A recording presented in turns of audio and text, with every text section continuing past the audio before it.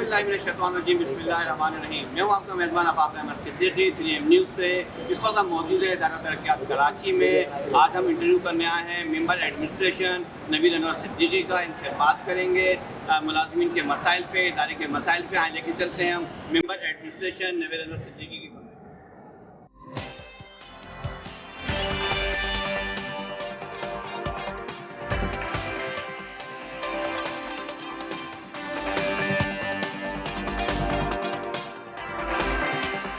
अस्सलाम वालेकुम रहमतुल्लाहि व बरकातहू। वालेकुम सलाम। बहुत कैसे हैं शुक्रिया, नवीद भाई, ठीक हैं? बहुत शुक्रिया। और आपके चैनल का भी मैं शुक्रगुजार हूँ कि उन्होंने मुझे ये मौका दिया कि मैं अपने इदारे की जो कारकर्दगी है वो आपके इल्म में जो है ला सकूँ। बहुत शुक्रिया आपको भी, आपने टाइम दिया, मैं अपनी कीमती वक्त में से हमने वक्त निकाला। अच्छा नवीद भाई, सबसे पहले ये बताएं कि इदारे की जो माली सूरत हाल है कुछ अबतर चल रही है, उस हवाले से आपकी क्या हिकमत मिली और क्या करने जा रहे हैं आप? देखें, ये तो एक हकीकत है कि हमें माली मसाइल का जो है वो सामना है। तो नए डीजी हमारे ताहिर हुसैन साहब आए हैं, तो उन्होंने आते ही सबसे पहली जो मीटिंग की है वो इन्हांसमेंट और रिकवरी की है। तो हमने तमाम जो हेड ऑफ डिपार्टमेंट्स हैं उनको टारगेट्स जो है वो दे दिए हैं। अच्छा, इसमें ये भी वाज़ेह रहा है कि हमारे साथ सबसे बड़ा मसला ये होता है जब सिंध गवर्नमेंट की जानिब से तनख्वाहों में इजाफा होता है बजट में, तो वो इदारे पे माहाना जो एक माली बोझ जो है पड़ता है। तो इस दफ़ा भी जैसे कि सबके इल्म में है कि 35% तनख्वाहों में जो है वो इजाफा हुआ है, तो उसका जो फाइनेंशियल इम्प्लीकेशन आया है वो तकरीबन 7 करोड़ रुपए महीने का आया है।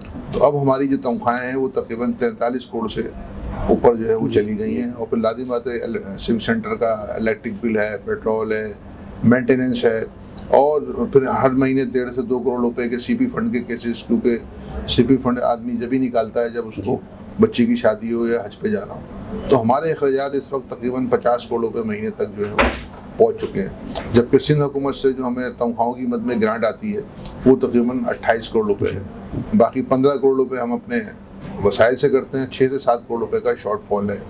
तो हमने इस सिलसिले में हुकूमत सिंध से जो है वो गुजारिश की है और डीजी ताहिर हुसैन साहब ने इसके ऊपर एक समरी भी भेजी है ग्रांट में इजाफे के लिए। अगर हमारी ग्रांट में इजाफा हो जाता है और कुछ हम अपने जो एफर्ट्स कर रहे हैं, तो मुझे उम्मीद है अगले 2 से 3 महीने में हम इन माली मसाइल से इंशाअल्लाह अल्लाह ने चाहा तो निकल जाएंगे। अच्छा नवीद भाई, जैसे भी आपने कहा कि माली मामला के हवाले से आप लोग हिकमत अमली इख्तियार कर रहे हैं, लेकिन बात यह है कि ऑक्शंस जो आपने किए हैं KDA में, पिछले ऑक्शंस किए हैं, इस हवाले से क्या उसमें क्या इस्तेहकाम आया है ऑक्शंस के हवाले से? देखें, एक तो हमारा 2021 में ऑक्शन हुआ था और एक ऑक्शन हमारा 2023 में जो है हुआ है। और आपके चैनल के तवज्जुह से मैं बताता चलूँ कि ये जो ऑक्शन के पैसे हैं ये हम सिर्फ रिटायर्ड मुलाज़मीन के जो वाजिबात हैं उनकी मद में इस्तेमाल करते हैं, और हाई कोर्ट ने इसके ऊपर एक ऑफिशियल असाइनी का जो है वो तकर्रुर किया है। इस अकाउंट में से पैसे किसी और मकसद में जो है वो इस्तेमाल जो है वो नहीं हो सकते हैं।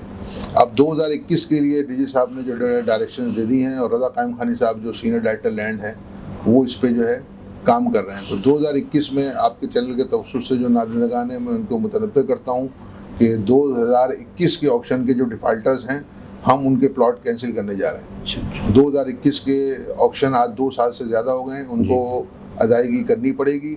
अगर वो अदायगी नहीं करेंगे तो हम 2021 वाले ऑक्शन को जो है वो कैंसिल जो है करने जा रहे हैं। ये मैं आपके चैनल के तवज्जुह से बता दूँ। जहाँ तक रहा 2023 का ऑक्शन, तो उसके भी डिफ़ॉल्टर की लिस्टें बन रही हैं, मगर चूँकि वो भी हाल ही में हुआ है तो उनको भी हम एक मौका दे रहे हैं। और आपके चैनल के तवज्जुह से ये है कि वो जल्द से जल्द अपनी अदायगी करें और अपने डॉक्यूमेंट्स कंप्लीट करें, अपनी डिमार्केशन लें और प्लाट को अपने पोजीशन में लें। उसमें उनका भी फ़ायदा है और हमारे इदारे को भी फ़ायदा है कि हमें उससे रेवेन्यू जनरेट होगा। अच्छा, जैसे भी आपने कहा कि ऑक्शन के हवाले से जो कैंसिलेशन का प्रोग्राम है आपका, और अच्छा नए ऑक्शन के लिए आपका क्या प्रोग्राम है? देखिए, नए ऑक्शन के लिए भी जो है वो डीजी साहब ताहिर हुसैन साहब ने जो है वो रज़ा कायम खानी साहब को जो है वो हिदायत दे दी है। और 2023 का जो हमारा पिछला ऑक्शन था उसमें तकरीबन 160 के करीब प्लॉट हमने ऑक्शन में रखे थे, जिसमें से 48 प्लॉट जो है उनकी बिड जो है वो गवर्निंग बॉडी ने जो है वो अप्रूव की है। तो अभी भी तकरीबन हमारे पास 100 से ऊपर जो प्लॉट हैं वो मौजूद हैं।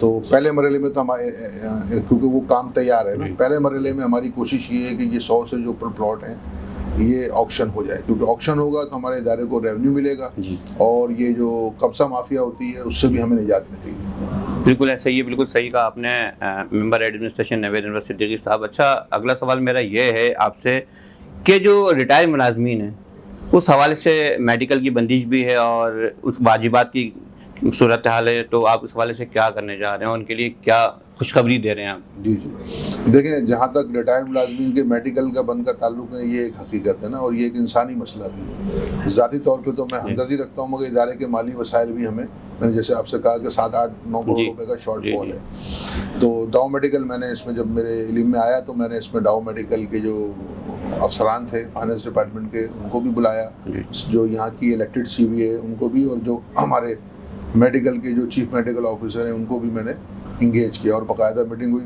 तो उसमें ये बात सामने आई कि तकरीबन 1 करोड़ 60 लाख रुपए पे केडीए के ऊपर वाजिबात जो है वो बाकी हैं। तो उस पर उन्होंने ये जोर था कि अगर आप ये पेमेंट करेंगे तो हम रिटायर्ड मुलाज़मीन के लिए पैनल खोल देंगे। तो मैंने उनसे रिक्वेस्ट की है कि इसको अगर हमें इंस्टॉलमेंट कर दें और जो करंट बिल है उसके साथ आप इसको लेते जाएं। तो उन्होंने ये कहा कि हम अपनी मैनेजमेंट से करके जवाब देंगे। तो चीफ मेडिकल ऑफिसर जो है और सीबीए भी इस पे राब्ते में है। तो मुझे उम्मीद है कि इस महीने के एंड से पहले कोई ना कोई खुशखबरी जो है इस हवाले से सामने आएगी। हमारी कोशिश है कि ये अगर हमें वो इंस्टॉलमेंट पे तैयार हो जाते हैं तो फिर हम कोशिश करेंगे कि इस महीने या अगले महीने की पहली तारीख से जो है ये मेडिकल जो हमारा रिटायर्ड मुलाज़मीन का है बहाल हो जाए। जहाँ तक वाजिबात की बात रही, बिल्कुल आपकी बात सही है। 15 दिसंबर 2020 तक जो लोग रिटायर हुए हैं और जिनके केसेस फाइनलाइज होके चेक तक पहुँच गए, उन सबको हम वाजिबात की अदायगी कर चुके हैं। अब मसला जो है वो 15 दिसंबर 2020 से लेके अब तक, यानी कि पिछले 3 सालों में जो लोग रिटायर हुए हैं या इंतकाल हुआ है, उनके वाजिबात का है। और ये लायबिलिटी हमारी तकरीबन 2.5 अरब यानी कि 250 करोड़ से ये ऊपर की जो लायबिलिटी हो चुकी है। तो इसमें हमने सिंध गवर्नमेंट को जो है स्पेशल ग्रांट के लिए भी लिखा है कि अगर हमें वहाँ से कोई, और बाकी मैंने जैसे भी ऑक्शन का आपको बताया, तो डीजी साहब की ख्वाहिश तो ये है कि कुछ हमें वहाँ से स्पेशल ग्रांट मिल जाए और कुछ हम प्लॉट वगैरह ऑक्शन करके जो है इसको हम मीट करें। तो बहरहाल ये एक लॉन्ग टर्म में आपसे बोलूँ कि कल मसला हल हो जाएगा, तो ऐसा नहीं है, कोशिश है, लेकिन इसके नताइज उम्मीद ये है कि 1-2 महीने में आपको नताइज सामने आएंगे इंशाल्लाह। अच्छी बात है, इस पर आप वर्कआउट कर रहे हैं और अल्लाह करेगा अच्छे नताइज सामने आए और मामला बेहतरी की तरफ आ जाएं। लेकिन ये देखें, आवाज़ें आती हैं रोड कटिंग के हवाले से मुख्तलिफ के, जी रोड कटिंग हो रही है और के लिए ये कर रहा है, फलाना कर रहा है, इसके लिए क्या हिकमत अमली अख्तियार कर रहे हैं आप? जी देखें, हमारी पूरी कोशिश है, क्योंकि जो ख़ास तौर पे सुरजानी टाउन स्कीम 33, गुस्तान जौहर, कुरंगी, क्लिफ्टन, ये 5-6 स्कीमें केडीए का लैंड कंट्रोल अभी केडीए के पास है ना। आपके चैनल के तवज्जुह से मैं ये भी बताता चलूँ कि ये 5-6 स्कीमें का लैंड कंट्रोल आज भी केडीए के पास है। तो जो दूसरे इदारे हैं वो इसमें मुदाखलत ना करें जी। एक तो ये है। दूसरा, बिल्कुल इसमें लूप होल्स हैं। और अब प्रॉब्लम ये होती है कि देखें, कोई भी स्कीम है, जैसे हमारी कुरंगी स्कीम है, उसके 72 सेक्टर है। तो एक एग्जीक्यूटिव इंजीनियर या 2 AEE अगर हों तो उनके लिए मुमकिन नहीं है कि वो 72 सेक्टर जो है उसमें एक ब्लॉक पे जाके रोज़ाना बाइक के ऊपर जो है वो गश्त कर सकें। तो उसके लिए मीटिंग हुई थी, मैंने बताया एनहांसमेंट ऑफ रिक्वेस्ट, उसमें डीजी साहब ने चीफ इंजीनियर को ये डायरेक्शंस दी है कि हमारे पास जो सब इंजीनियर्स की लॉट अवेलेबल है, तो हर स्कीम के अंदर 4-4 सब इंजीनियर लेके, एक AEE, एक एक्शन लेके, एक स्पेशल कमेटी आप कह लें या विजिलेंस कमेटी कह लें, वो बनाते हैं। तो इस पर चीफ इंजीनियर साहब जो है वो इसके ऊपर काम कर रहे हैं और इसका एक खाका जल्दी जो है वो आपके सामने आएगा। हमारी कोशिश है कि हर स्कीम के अंदर रोड कटिंग के लिए एक अलग सेल जो है वो अलग सेल बन जाए, जिनका काम ये होगा कि वो इस चीज़ पे वो जो है नज़र रखें।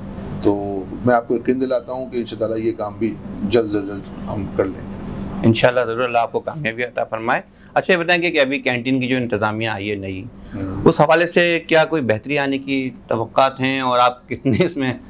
जी बिल्कुल। देखें, जो केडीए की नई जो इसमें कैंटीन की नई इंतज़ामिया आई है, अच्छा, एक तो इन्होंने कैंटीन की जो अंदर की सूरत हाल है, सफाई सुथराई की, उसको बहुत बेहतर किया है। और दूसरा ये कि इन्होंने फूड क्वालिटी भी जो है वो पहले से जो है वो बहुत बेहतर जो है वो हुई। कोशिश ये है कि हमारे जो मुलाजमीन हैं या अफसरान हैं उनको जो है साफ़ सुथरी खुराक जो है वो मुहैया हो। इस सिलसिले में भी मैं आपके नोटिस में लाऊं कि हमने इनको कैंटीन को जो जगह दी है वो बानिस्बत जो हमारे सिविल सेंटर में बैंक्स हैं या और कमर्शियल एक्टिविटी वाले हैं उनके मुकाबले में बहुत रियायती बुनियादों पे जो दी है।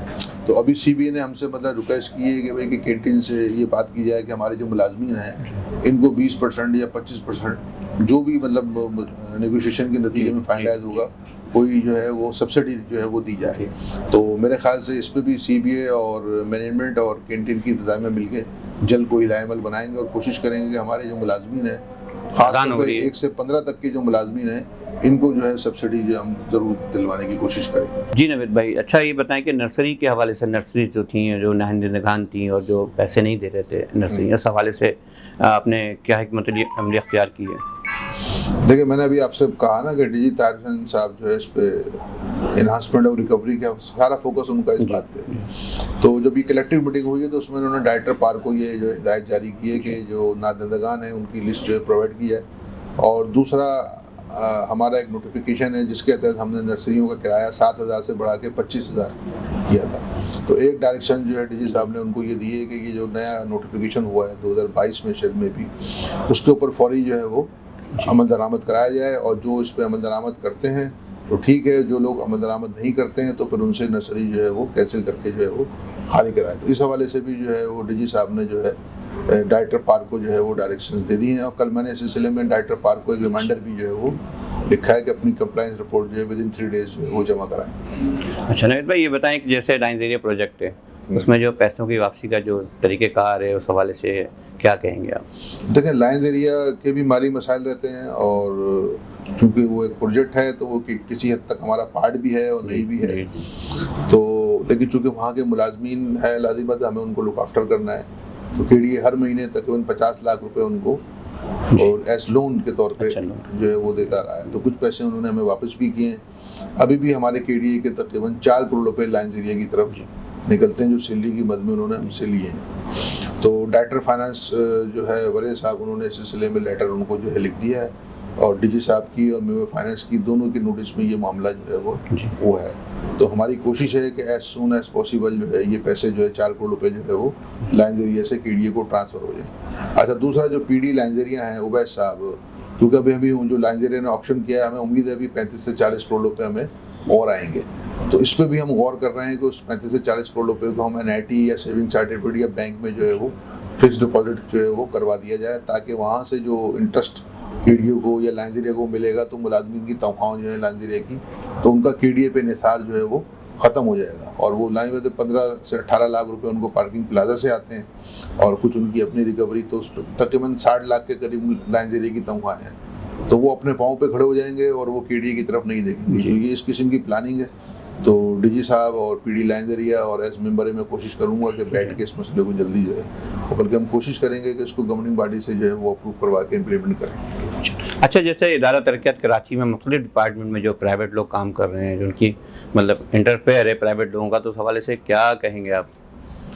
देखिए, ये आपके मीडिया के तवज्जुह से ये चीज़ें हमें नॉलेज में आती हैं। तो इसके ऊपर जो है हमने तमाम हेड ऑफ डिपार्टमेंट को जो है वो डायरेक्शन दे दी कि वो इंश्योर करें, और अगर कोई वायलेट कर रहा है तो आप हमें आगाह करें, हम उस पर जो है वो कार्रवाई करेंगे। मैंने खुद पर्सनली विजिट किया है, लेकिन मैंने भी आपसे कहा ना, जिस तरह एक एक्शन के लिए मुमकिन नहीं है कि 50 सेक्टर्स में या 72 सेक्टर में जो है वो कुछ चौकीदारी करे या राउंड करे, तो इसी तरह लाजिम है आपके लिए मुमकिन नहीं है कि एक फ्लोर पे या एक साइड ऑफिस में जाके वो करे।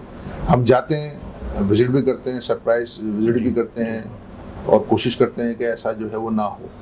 तो कोशिश यही है कि इंस्ट्रक्शन भी जारी कर दी गई है, और तमाम डिपार्टमेंट कोशिश करें कि इसको इंश्योर करें कि ऐसा अमल ना हो जिससे इदारे की बदनामी हो। अच्छा, वर्कचार्ज मुलाजमीन और कॉन्ट्रैक्ट मुलाजमीन का इश्यूज काफ़ी टाइम से चल रहा है आपके यहाँ, उस हवाले से क्या मौक़िफ़ है और क्या हिकमत अमली अख्तियार करने जा रहे हैं उन मुलाजमीन के लिए आप?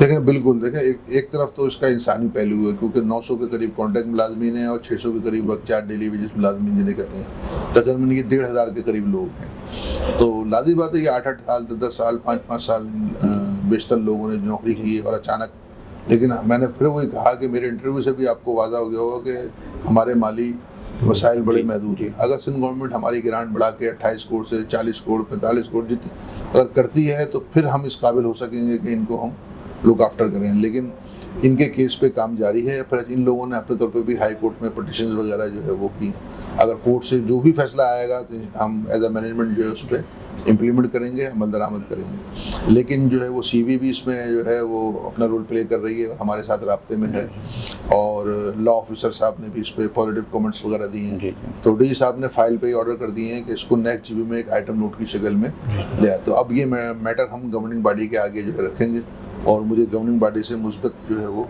उम्मीद है। मगर एक चीज़ ये भी इसमें जहन में रखें कि अगर हम 30,000 रुपये अगर किसी एक मुलाजिम को सैलरी देते हैं तो ये 1500 के करीब मुलाजमीन है, यानी तकरीबन 4.5 से 5 करोड़ रुपये पर मंथ जो है वो KDA पे इजाफी बोझ पड़ेगा। तो इस चीज़ को भी देखना है, क्योंकि एक तरफ जज्बाती और इंसानी मसला है, दूसरी तरफ इदारे की माली सूरत हाल को भी हमें देखना है। क्या आया ये जो 7 करोड़ रुपये तनख्वाह बढ़ी है, हम उसी के लिए परेशान है कि ये 7 करोड़ रुपये का जो इजाफी बोझ बढ़ा है इसको हम कहाँ से मीट करें।